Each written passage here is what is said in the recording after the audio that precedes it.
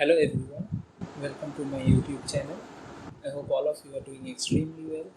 So today we will be solving the GFG POTD problem of the day, which is find the highest number. Here we are given an integer array of size n. We have to find the highest element of the array. The array will either be strictly increasing or strictly increasing and then strictly decreasing.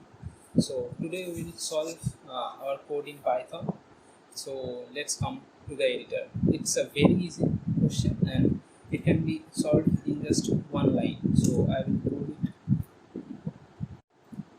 So let's come to the code editor now.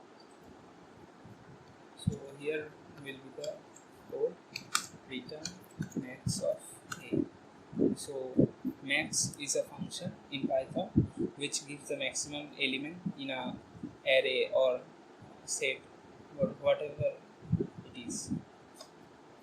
So let's compile it.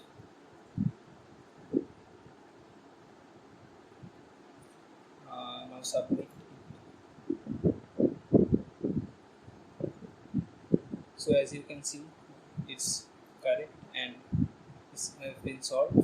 So thank you for watching.